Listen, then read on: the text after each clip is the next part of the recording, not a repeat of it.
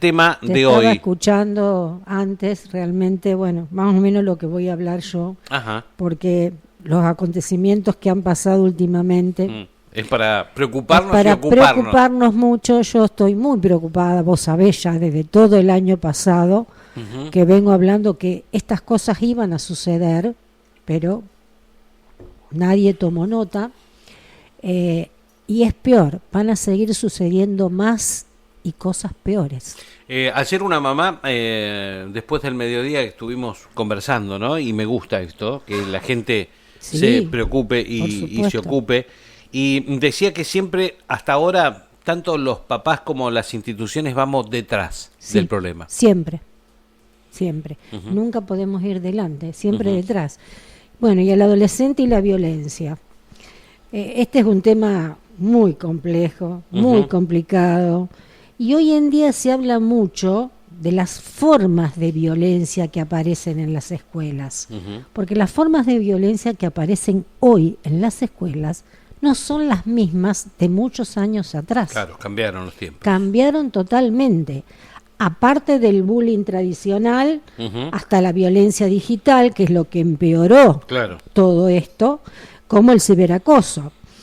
Pero bueno, hay factores que hacen que haya aumentado esta ola de violencia, Ujú. como las redes sociales, que hablamos muchísimo también, las presiones del grupo, que también lo vimos en los adolescentes, que es muy importante su grupo, pertenecer a su grupo, y como haciendo cosas que el grupo quiere, más se siente perteneciente a él y más fuerte se siente.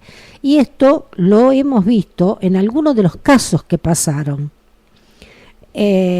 También problemas familiares, que también los vimos en casos por los medios de comunicación.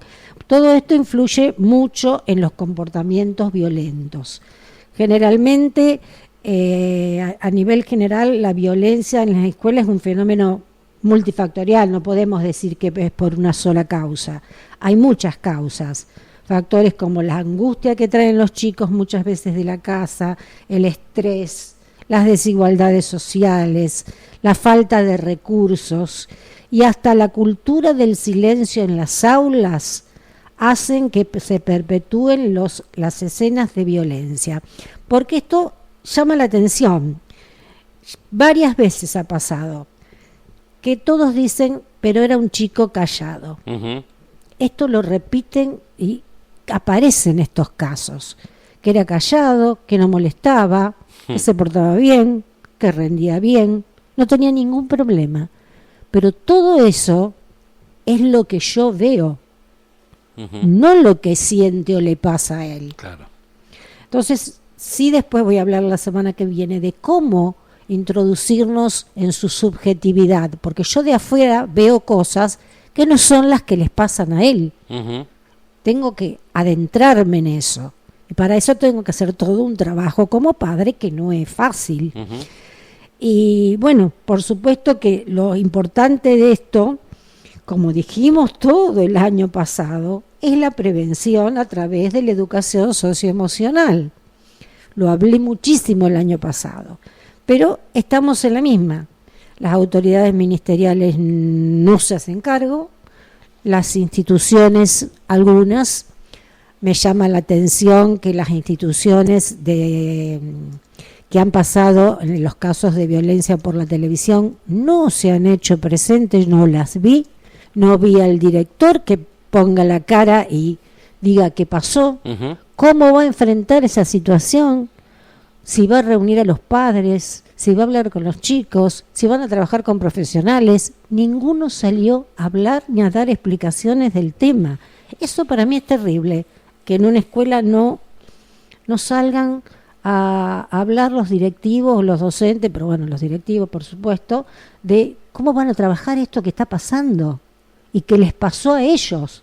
Porque no es que si le pasó al otro, no, les pasó a ellos. Pero en ningún momento nadie habló nada al respecto. Y la prevención, que también hablé mucho el año pasado, van desde programas de mediación, talleres de convivencia, capacitación a los docentes en detección temprana. No solo capacitación en cuanto a lo teórico de la violencia, sino también capacitación legal, Claro. porque todo esto lleva a cuestiones legales. Totalmente. Entonces las tienen que saber, hay que prevenir todo esto. Bueno, y cuando se incorporan programas que enseñan empatía, que yo hablo mucho de lo emocional, porque es desde allí desde donde se debe trabajar, el manejo de las emociones, permite una resolución más pacífica de los conflictos. Los chicos aprenden a gestionar sus relaciones de manera más saludable.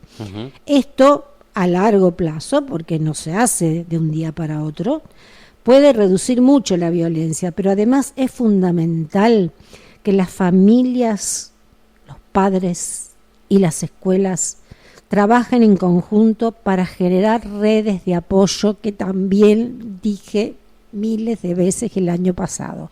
Si no generamos contención, redes de apoyo entre todos los que estamos involucrados, esto va para peor. Y es muy doloroso, muy terrible que estos chicos mueran siendo adolescentes. Sin dudas. Es muy doloroso. Sin dudas. Aquí una mamá que nos escucha y estuvo escuchando el video, ¿no?, del trabajo de esta maestra, donde anónimamente los chicos iban escribiendo, ¿no? Sí, lo vi. Bueno, dice, esto se hizo en la escuela, en un Challenger, una especie de desafío en las redes que hacen los alumnos de quinto desde hace 2 años más o menos. Escuchás cada cosa, cada historia, cada pedido de auxilio que piden los chicos, lo hacen en forma anónima, pero sirve para poner atención. Con esta temática se detectaron varios casos de bullying, abuso y depresión. Tal cual, tal cual.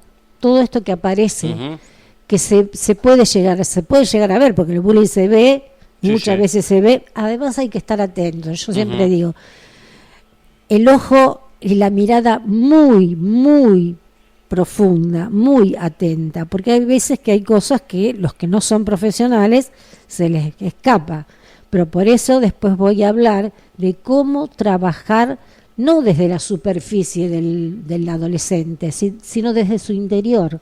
¿Qué le está pasando? Porque no sabemos qué le está pasando en su cabeza. No tenemos idea. Nosotros los padres decimos, o dicen, bueno, no, pero yo lo veo bien, pero hay muchas cosas que hay que ver, que me pueden dar, y los docentes también, que me pueden dar indicio de que están pasando cosas graves adentro de este chico. Florencia dice, buenos días, excelente reflexión, hablemos y escuchemos, miremos las señales que siempre están. Los límites son necesarios, implican cuidar y amar, aunque ellos hoy no lo entiendan. Absolutamente cierto que las conversaciones incómodas hay que tenerlas, y como padres pedir disculpas. Hijo, yo me equivoqué en esto, y decirles cuánto lo amamos. Exactamente, perfecto. Bueno, opina la gente que nos escucha. Me puedo equivocar, ¿no? Por supuesto, porque no hay manual, no hay ninguna receta para ser padres. No hay manual. Pero si yo estoy convencido de que tengo que ayudarlo, porque la adolescencia es la etapa más difícil de la vida. Terrible. Muy difícil, que se le pueden ocurrir cualquier cosa. Por eso tienen que estar contenidos, escuchados, comunicación con los padres. No solo qué te está pasando y el monosílabo, nada. Claro. No. Tengo que ir a lo profundo de ese nada. ¿Cómo nada? Algo está pasando. Sí, algo está pasando. Profe, gracias por un espacio más. No, por favor, gracias a ustedes.